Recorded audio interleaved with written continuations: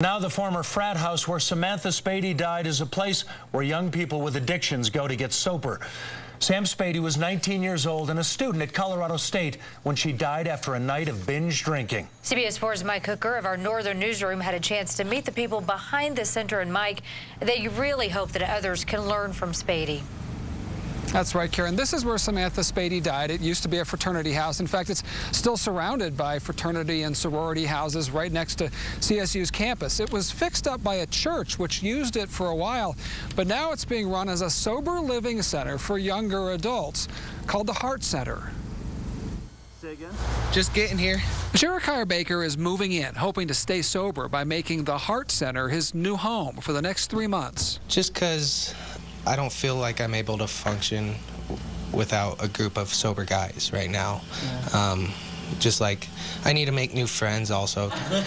His new friends and housemates are other young people who've been addicted to alcohol and drugs. I actually started around 16. Yeah, I'm learning how to have fun without needing to drink. Learning to be sober in the same former fraternity house where 19-year-old CSU student Samantha Spady died from binge drinking. This is where they learn their life skills. The center director says life at the Hart Center is all about learning life skills and building community. How important is peer pressure in the way this whole thing works? Huge. Peer pressure is number one.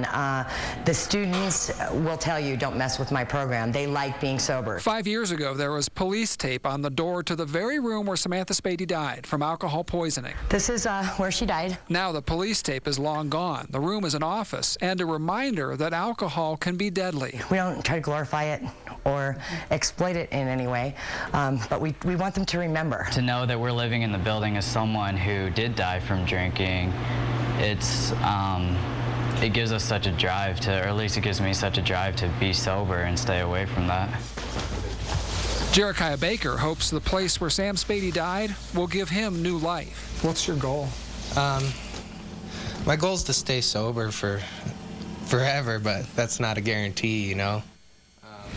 But if this place is providing a start. There is room here for 50 residents. It's about half full right now. The funding comes from federal grants, which the director says makes it also a pilot project. Other states, and several other states, are watching this to see if a center like this is a good way to help people transition from rehab back into the community.